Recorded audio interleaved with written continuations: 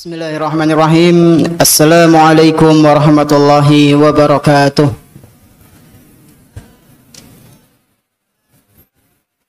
Alhamdulillahi rabbil alamin. Wassalatu wassalamu ala nabiyyina Muhammadin wa ala alihi wa ashabihi wa man tabi'ahum bi ihsanin ila yaumiddin. Ashhadu an la ilaha illallah wahdahu la syarika lah wa ashhadu anna Muhammadan abduhu wa rasuluhu la nabiyya ba'dah. Alhamdulillah, segala puji hanya milik Allah Subhanahu wa ta'ala, di mana Dia telah memberikan kepada kita semuanya nikmat yang begitu banyak. Dan di antara kenikmatan-kenikmatan yang telah Allah Subhanahu wa ta'ala berikan kepada kita semua, yaitu berupa nikmat iman, nikmat Islam, nikmat sehat, nikmat keamanan, dan nikmat-nikmat lain, yang mana di antaranya kita bisa menghadiri majelis ta'lim di salah satu rumah-rumah Allah Subhanahu wa ta'ala yang kita cintai ini. Kita berharap semoga apa yang kita pelajari pada kesempatan malam yang berbahagia kali ini bisa kita amalkan dalam kehidupan sehari-hari dan bisa kita ajarkan kepada orang lain, sehingga menjadi bekal amal soleh untuk kita semua sebagai pemberat timbangan di hari akhir nanti. Allahumma amin. Tak lupa pula salawat dan salam semoga senantiasa tercurah limpahkan kepada Nabi kita yang tercinta, Nabi Muhammad sallallahu alaihi wasallam, beserta para keluarganya, para sahabatnya dan umatnya yang senantiasa mengikuti sunnah-sunnah beliau hingga hari akhir nanti.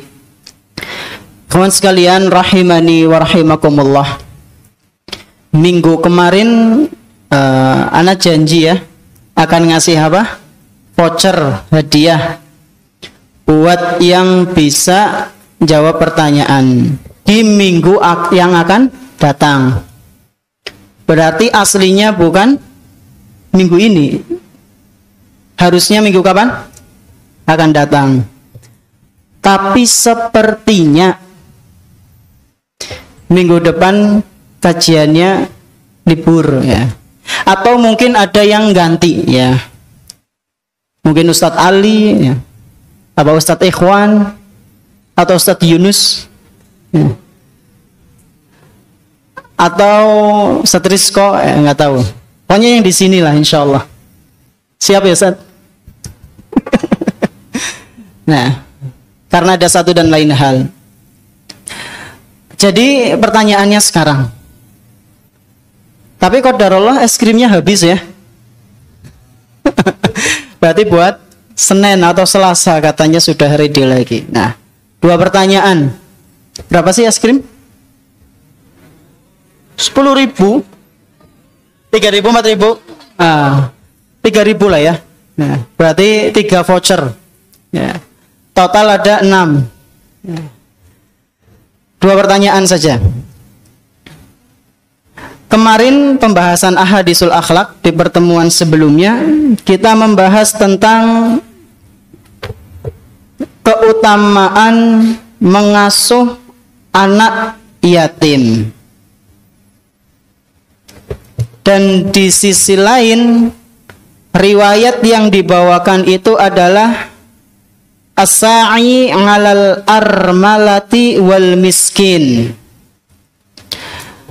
Orang yang menolong para janda dan orang-orang miskin itu seperti orang yang jihad di jalan Allah. Pertanyaannya, apa kaitan antara hadis ini dengan pembahasan anak yatim? Kan nggak disebutkan anak yatimnya.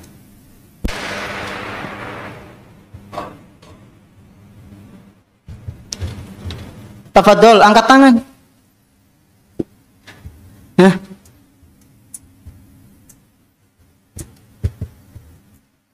Ya. Tafadhol. Ya, udah nasiapkan ini. Nah. Mana? Itu pada ora gelem?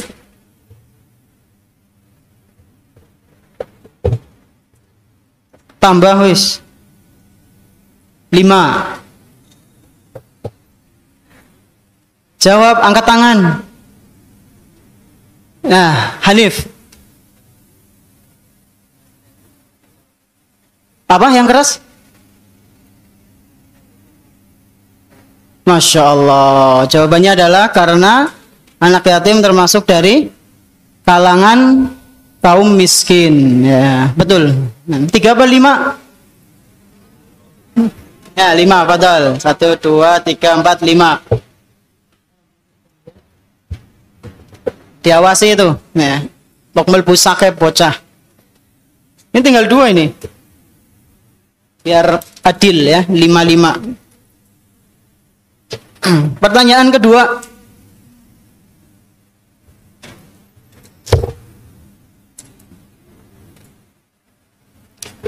Kemarin disebutkan bahwasanya ini uang ya, nggak apa-apa lah, 2000-an. Kemarin disebutkan ada riwayat yang memotivasi kita kalau hati kita apa Suf pertanyaannya, coba dilengkapi. Iya. Apa? Iya. Ngelunakinnya gimana? Apa jawabannya?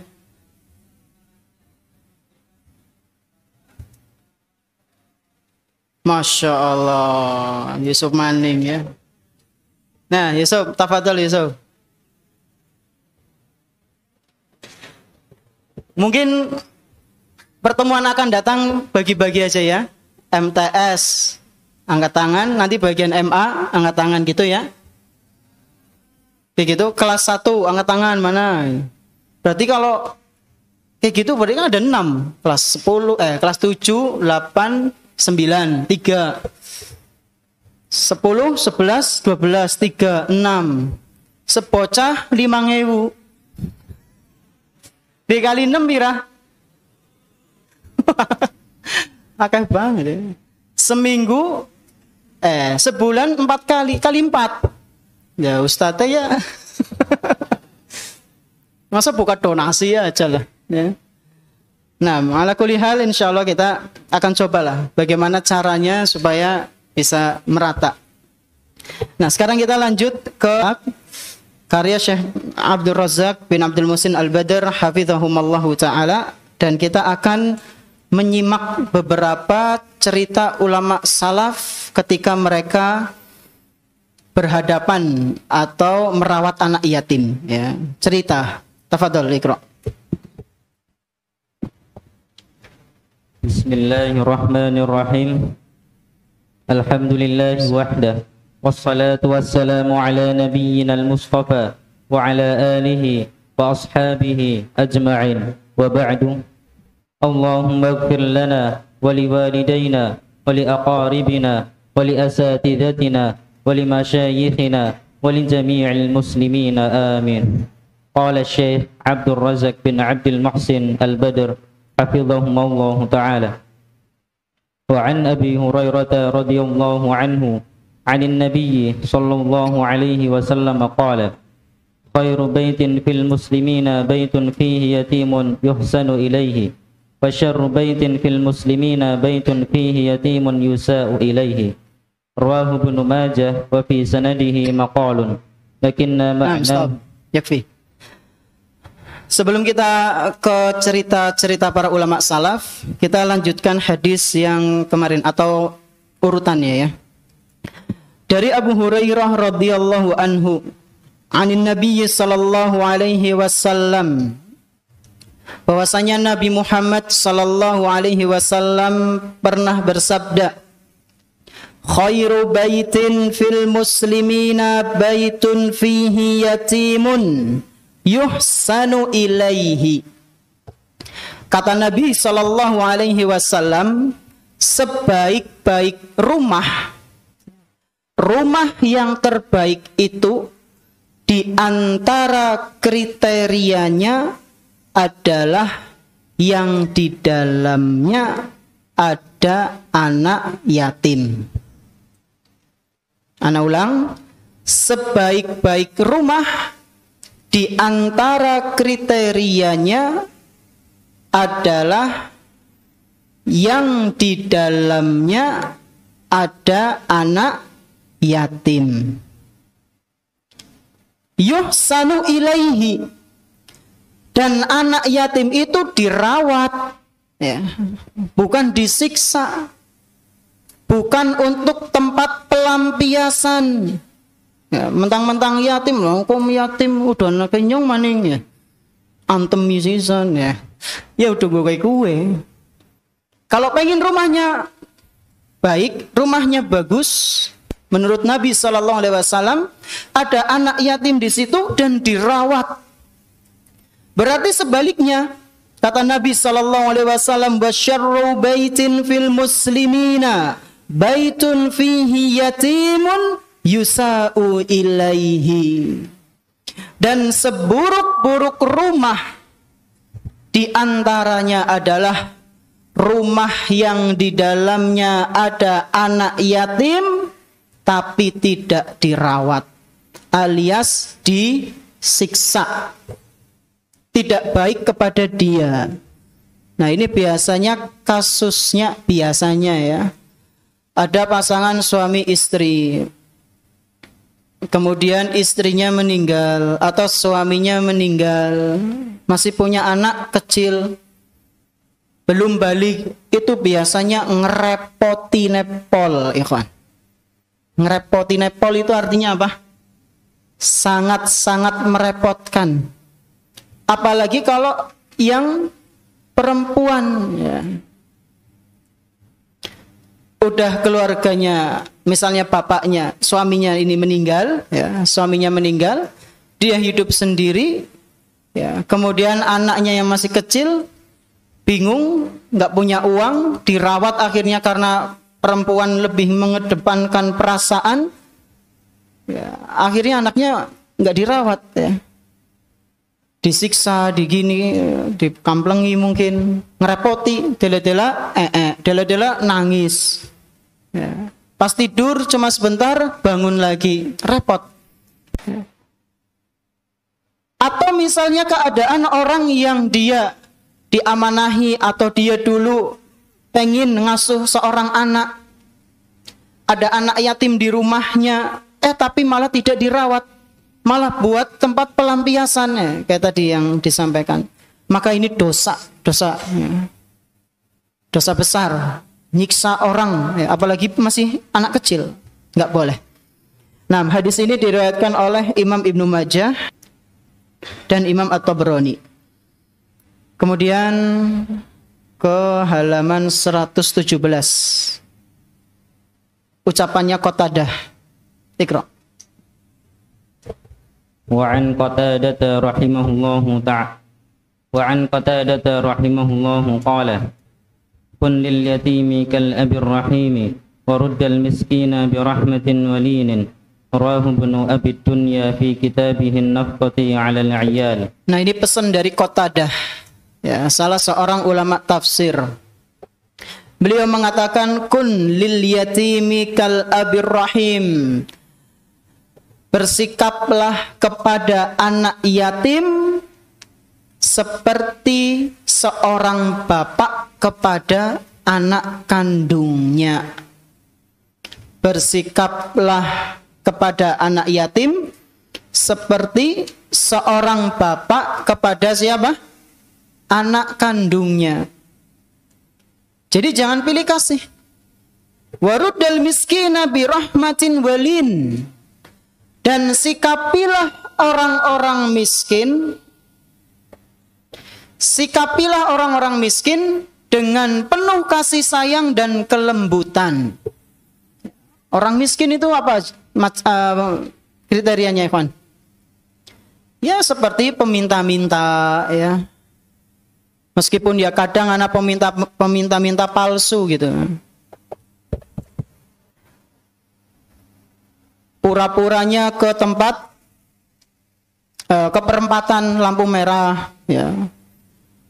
Ngaku-ngaku kakinya sakit ya. Jebule anu dilebokna kathok. Ya. Pas wis rampung kerjane dalam tanda kutip ucul-ucul sikile loro jebule. Ya, dan ini udah banyak yang terbongkar seperti itu ya. Orang miskin, ngakunya orang miskin padahal rumahnya gedong ya. Karena pendapatannya lumayan ya. Coba aja hitung kalau misalnya setiap mobil ngasih 1.000. Apa 500 lah. Berarti kalau 10 mobil berapa? Berapa? 1, 2, 3, 4, 5, 6, 7, 8, 9, 10, 11, 12. Akeh. Berapa Ikhwan? 1, 2, 3, 4, 5, 6, 7, 8, 9, 10. Ini udah 5.000. Berarti 10.000 ya. 10 mobil berapa berarti? Hah? 5.000? 500? Ya. Itu 10 mobil, misalnya dari pagi sampai menjelang siang. Ya. Belum nanti siang menjelang sore. Sore menjelang malam, dikali saja itu. Makanya banyak kerjanya memang kayak gitu. Ya, kayak gitu. Makanya benar ancamannya itu nanti di hari kiamat wajahnya apa? Wajahnya itu cuma tengkorak. Ya. Nah, kalaupun misalnya ada orang miskin minta-minta ke kita, apalagi kalau kita lagi liburan di rumah, kadang ada orang bawa amplop ngakune sumbangan untuk pondok. Saya pernah itu didatangi kayak gitu. Dan qadarullah ketika itu ana lagi nggak di rumah, dikasih sama ibu ana. Ana bilang, aduh, suatu saat bakal kesini lagi. Temenan, cuma beda wong. Yang kedua dikasih misalnya 10.000. Karena sebelumnya kata ibu saya dikasih 400.000 ya kesenangan ya. Lah wong tua pondok, gambarnya pondok. Ya.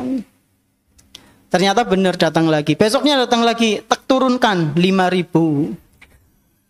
Besoknya datang lagi, turunkan lagi 2.000. Teka maning. Ana bilang, maaf Pak, libur. Muncul. Ya, muncul.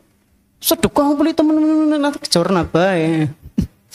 Jadi kayak gitu tuh biasanya ada tim biasanya. Ya. Jadi ditugaskan nanti muter. Biasanya. Kenapa kok ana bisa seperti itu? Tahu, ini kayaknya pura-pura. Dilihat, ana lihat itu mapnya, apa? Bukan map, apa namanya? Stop mapnya itu. Proposalnya ana lihat. Pondok kok kan Sulawesi, maring Jawa ngapain? Minta sumbangan, kenapa nggak online saja ya? Anak tanya kayak gitu.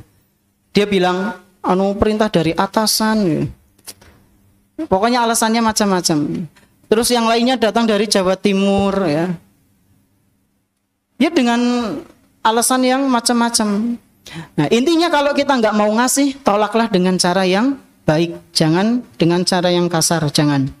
Waruddal miskina birahmatin walin. Atau ketika mau ngasih juga dengan cara yang baik, udah dibalangna ya. Nyokilah tuman aja. Ya. Mas nyoki tuman. Nggih, maning nggih. Jangan. Nah, tafadhol. Halaman 118 dari Al-Hasan. Wa 'anil Hasani أن يتيما كان يحضر طعام ابن عمر رضي الله عنه فدعا بطعام ذات يوم فطلب يتيمه فلم يجده فجاء بعدما فرغ ابن عمر فدعا له ابن عمر بطعام لم يكن عندهم فجاءه بسويق وعسل فقال دونك هذا فوالله ما غبنت يقول الحسن وابن عمر والله ما غبنا rawahul Bukhari fil Adabil Mufrad. Nah, kemudian kita masuk ke kisah yang pertama. mengenai sikapnya ulama salaf kepada kepada anak yatim. Anil Hasan, dari Al Hasan Al Basri rahimahullahu taala, anna yatiman kana yahduru ta'am ibni Umar radhiyallahu anhu, bahwasanya ada seorang anak yatim, dan ini biasa ya. Dahulu itu Ibnu Umar punya kebiasaan yang Masya Allah, suka majlas. Suka apa? Majlas, makan-makan bersama. Ibnu Umar itu anaknya siapa? Umar. Nama aslinya siapa? Abdullah. Abdullah bin Umar ini punya kebiasaan suka buat makan bareng gitu. Majlas lah bahasa kita. Dan di acara makan-makan itu dihadiri oleh anak yatim. Suatu hari fada'a bi ta'amin dzata yaumin fatalaba yatimahu falam yajidhu. Nah, suatu hari Ibnu Umar ini mengadakan acara makan-makan lagi. Maka beliau mengundang orang-orang miskin dan orang-orang atau anak-anak yatim, dipanggil itu. Anak-anak yatimnya dipanggil, suruh mendatangi acara makan-makannya Ibnu Umar. Faja'a ba'dama faragha Ibnu Umar. Atau sebelum itu fatalaba yatimahu falam yajidhu. Akan tetapi ketika acara makan-makan itu, ikhwan, Ibnu Umar radhiyallahu anhuma, beliau tidak menjumpai adanya anak yatim. Ya. Jadi di acara makan-makannya beliau itu ternyata sempat tidak dihadiri oleh anak yatim. Maka Ibnu Umar minta tolong kepada pembantunya untuk mencarikan anak yatim itu. Ini mana ini si fulan? Biasanya hadir makan-makan bersama di sini, kok ini nggak ada? Ya. Dan ini adalah kebiasaan yang harus kita tiru, ikhwan. Ketika kita mengadakan acara makan-makan, itu sebisa mungkin yang diundang adalah orang-orang yang kurang mampu. Contohnya seperti walimah pernikahan. Itu kalau bisa yang dipanggil itu tetangga-tetangga yang kurang mampu. Tapi kebiasaannya yang dipanggil itu orang-orang yang kaya raya. Niatnya ben balik modal. Atau minimal ya, bukan ya, niatnya biar untung atau minimal balik modal. Ini keliru. Kayak diundang kayak pejabat-pejabat kayak para tokoh ben ngapa sih? Lumayan ya. Amplopnya kan kandel-kandel. Ini niatnya salah gini. Harusnya kalau ada acara makan-makan seperti itu, orang-orang yang paling utama dipanggil adalah orang-orang miskin dan anak-anak yatim, seperti Ibnu Umar ini. Dan ternyata ketika ketemu anak yatim ini, acara makan-makan sudah selesai, pada rampung. Ya. Maka Ibnu Umar radhiyallahu anhu pun berusaha mencari sisa makanan yang kira-kira bisa dikonsumsi. Sisa makanan sing isi bener ya, udah bekas, wong. Ya. Sama Ibnu Umar dicari. Ternyata nggak ketemu. Akhirnya ketemu. Faja'ahu bisawikin wa asalin. Ibnu Umar nemu ada kue gandum dan madu. Ya, asal itu apa? Madu. Akhirnya Ibnu Umar mendapatkan kue gandum dan madu, lalu dikasih kepada anak yatim itu. Ya, nih buat kamu. Kemudian Ibnu Umar mengatakan, dunaka hadza fa wallahi ma ghubinta. Ini kue dan madu untukmu, demi Allah kamu tidak akan pernah terlantarkan. Jadi selama kamu hadir ke tempatku untuk mengikuti acara makan-makan, meskipun sudah terlambat, kamu tidak akan pernah terlantarkan. Kamu pasti dapat jatahnya. Beda sama kita. Lagi ada majelis, mangan enak-enak, kancane tekat telat pada rampung. biasanya kita ngapa? Salat telat ya syukur gitu. Pada ngemi ya bareng-bareng bakso. Padahal temannya sudah dipanggil, ternyata nggak datang-datang karena suatu urusan. Pas datang telat. Nggak ada di antara kita yang berusaha mencarikan makanan untuk si fulan, teman kita. Kadang seperti itu. Ya. Nah, kebiasaan yang seperti ini jangan. Ya, kebiasaan yang seperti ini jangan diteruskan. Nah, kemudian disebutkan di sini tadi yang cerita siapa ikhwan? Al-Hasan ya, rahimahullahu taala. Al-Hasan ini melihat peristiwa itu.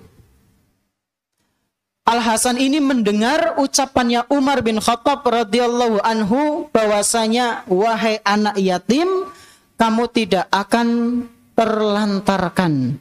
Maka Al-Hasan mengatakan, wa ibnu Umar wallahi ma ghubin.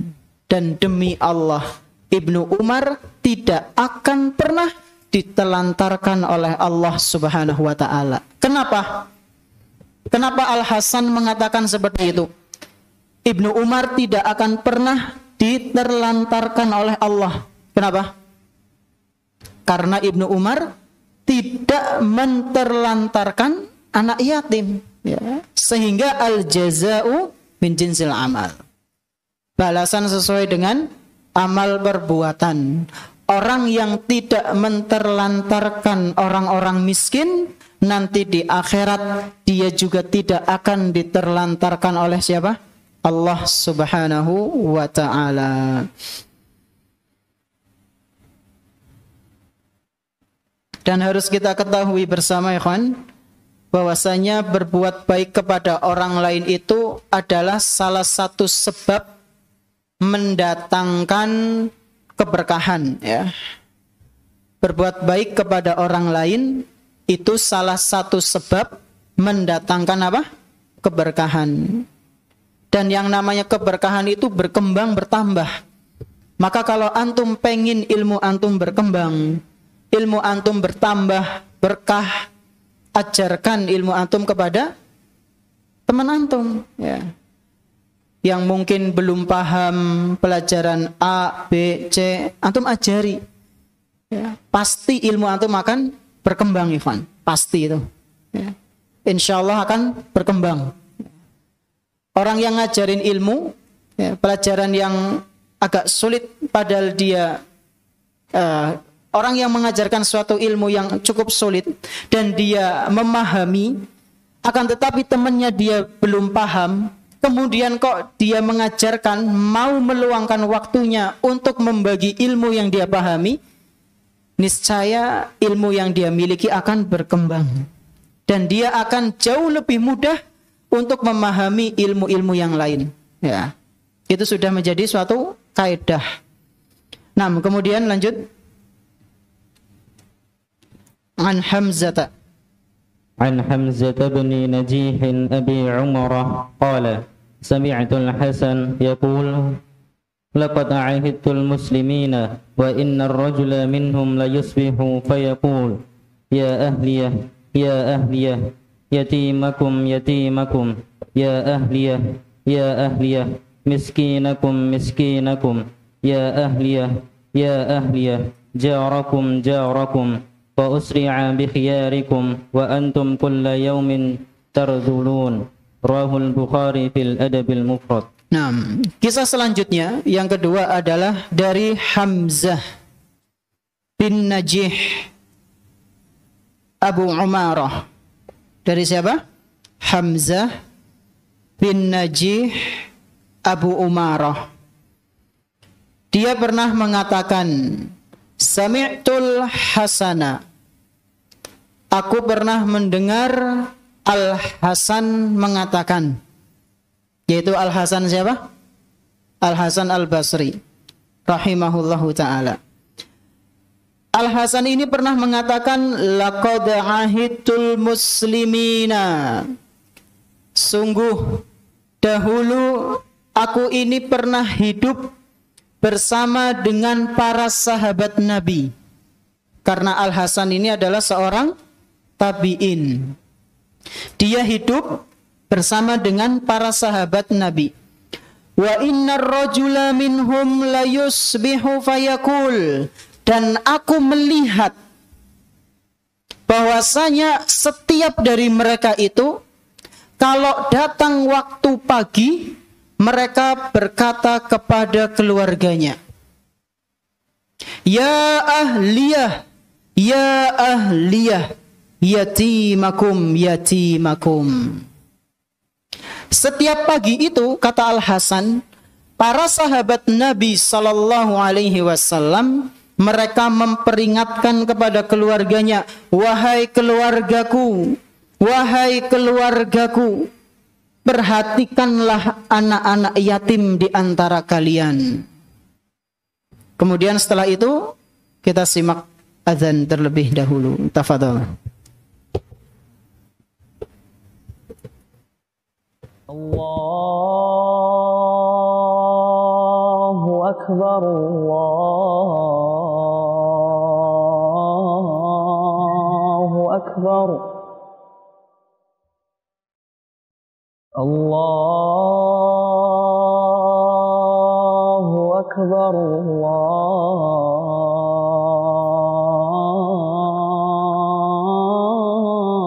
Allahu Akbar. Asyhadu an la ilaha illallah.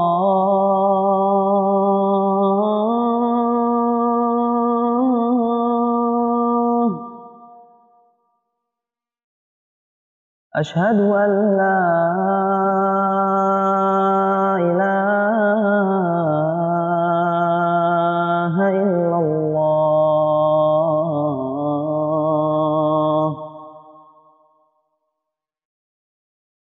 Asyhadu anna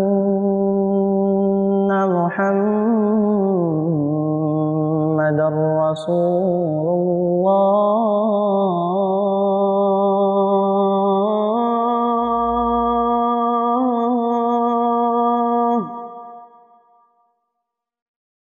Asyhadu anna Muhammadar Rasulullah.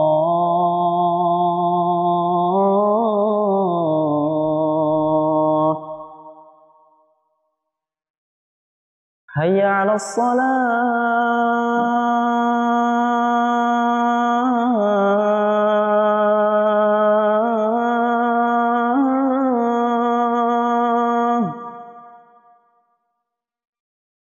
Hayya 'alas salah.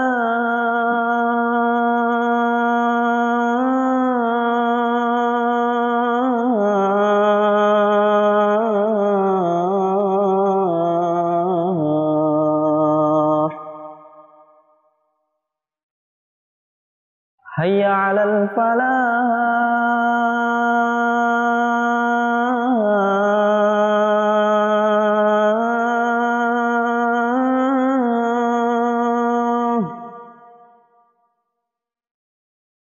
Hayya 'alal falah.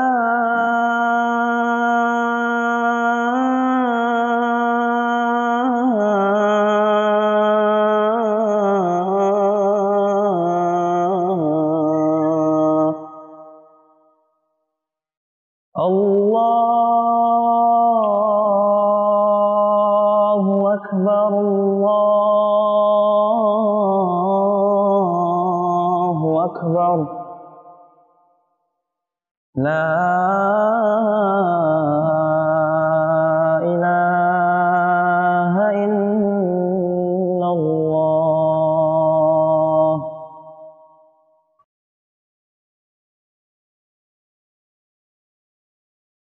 Bentar. Tadi bagaimana ucapannya? Bahwasanya para sahabat Nabi itu kalau setiap pagi mereka memperingatkan keluarganya untuk ingat, ya, untuk memperhatikan anak-anak yatim yang ada di sekitarnya. Perhatikan, jangan sampai apa? Jangan sampai terlantar mereka. Lalu kata Al-Hasan melanjutkan, ya ahliyah miskinakum miskinakum. Wahai keluargaku, wahai keluargaku, perhatikanlah orang-orang miskin di antara kalian. Ya ahliyah, jarakum, jarakum. Wahai keluargaku, wahai istriku, wahai anak-anakku, perhatikanlah keadaan tetangga kalian. Kemudian kata Al-Hasan, wa usri'a bi khiyarikum wa antum kulla yawmin tarzulun. Adapun sekarang, ya, ini di zamannya siapa? Al-Hasan Al-Basri.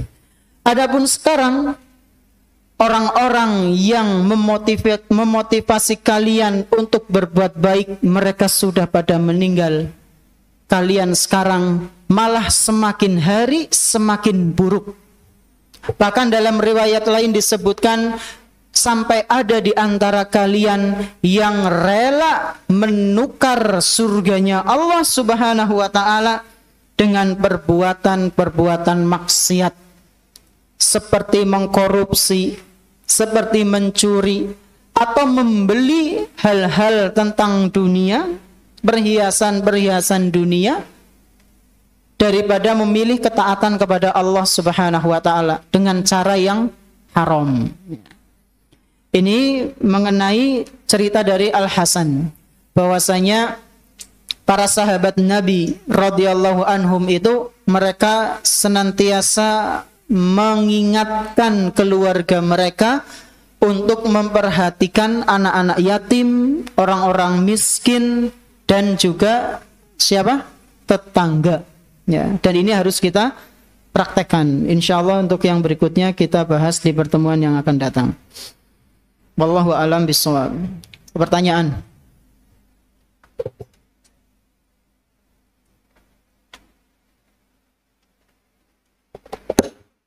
Assalamualaikum Ustaz. Waalaikumsalam.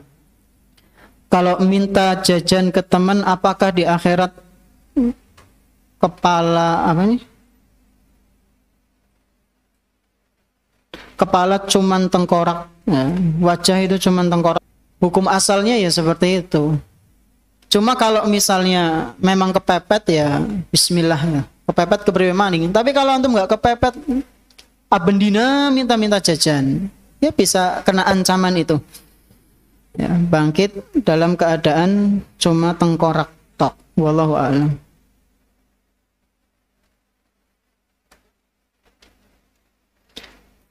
Assalamualaikum. Waalaikumsalam. Afwan Ustaz mau nanya di luar tema. Apakah jika memakai parfum untuk sholat lebih baik yang non alkohol? Syukron. Iya, yang lebih baik yang non alkohol, biar nggak bikin pusing ya. Biasanya yang alkohol itu bikin pusing, jadi nggak khusyuk sholatnya nanti. Assalamualaikum Ustaz, Afwan izin bertanya, jika ada orang yang bertetangga dengan janda dan orang tersebut mempersetubuhi janda itu dan habis mempersetubuhi orang itu menikah dengan janda itu, apakah anaknya haram? Anaknya nggak haram, perbuatannya yang haram ya. Dan anaknya itu tidak bisa dinasabkan kepada bapaknya, nggak bisa, harus kepada ibunya. Jadi misalnya ada anak yang hasil dari hubungan badan yang haram, maka ketika lahir dia nggak boleh mengatakan saya Fulan bin Fulan, nggak boleh, karena nasabnya bukan ke bapak, ke ibu ya. Dan nggak berhak dapat waris. Dan kalau nikah walinya nggak boleh bapaknya, itu nggak boleh, harus hakim ya. Maka repot ya. Makanya jangan berzina ya. Untuk anaknya ya bukan anak haram lah. Prosesnya itu yang haram.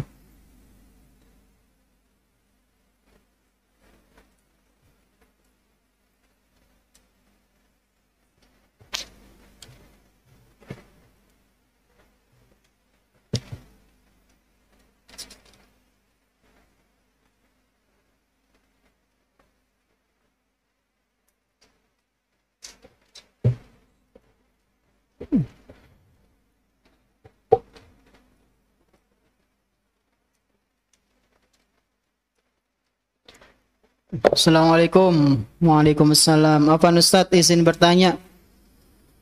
Di luar tema, misal saya punya teman dan teman saya ini punya best friend, tapi sekarang lagi diem-dieman sama best friendnya. Nah, saya harus gimana Ustadz? Doakan ya, doakan. Jangan malah jadi pengadu domba, jangan malah bikin semakin keruh suasana. Dan di antara bohong yang boleh, ingat ya, bohong yang boleh di antaranya adalah ketika mendamaikan dua muslim yang sedang bertikai. Berarti antum nggak apa-apa misalnya bohong ke teman antum, mengatakan, kancamu kae sing lagi antum gelanan, aslinya eman banget mingkoli. Ait wingi muji-muji kamu. Dari kemarin nyebut-nyebut kebaikan kamu. Padahal ora. Dia bohong seperti itu supaya akur itu orangnya. Maka yang seperti ini tidak mengapa. Ya. Ada 3 bohong yang diperbolehkan ya. 3 tok aja ditambahi. Di antaranya itu. Ketika mendamaikan 2 orang yang sedang berselisih. Yang kedua, ketika sedang dalam peperangan, pakai tipuan untuk menipu lawan. Kemudian yang ketiga, bohongnya suami kepada istri atau istri kepada suami. Contohnya apa? Gombal ya. Itu tidak mengapa. Suami ke istri ya, udah ming pacar. Nah, malah kayak gue. Nggak apa-apa kok, orang nggak apa-apa Kang Di. Ini untuk pasangan yang sudah halal. Jadi aja dipraktek nah. Ya, bocah-bocah MA nanti buat dalil. Kamu ini bersinar seperti rembulan, Masya Allah. Padahal pret ya.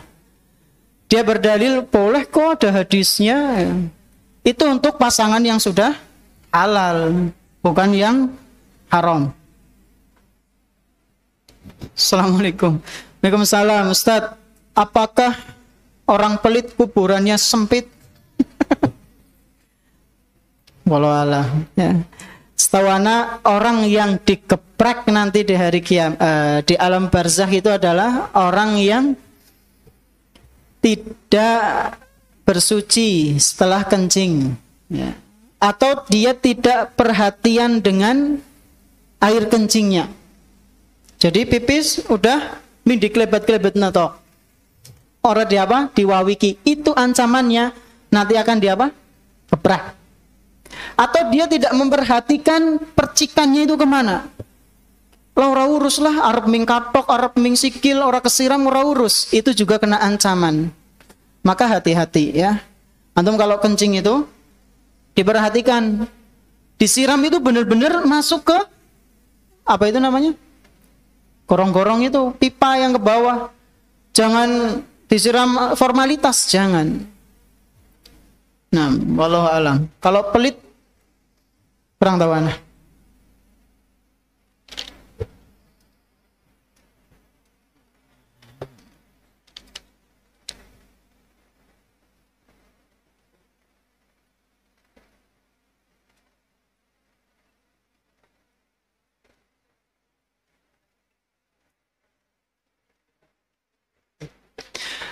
Afan, ana izin bertanya, jika santri melaksanakan puasa Senin dan Kamis, sedangkan nasi dan lauk di dapur masih banyak, jika nasi dan lauk itu dibuang, kan jadinya mubazir.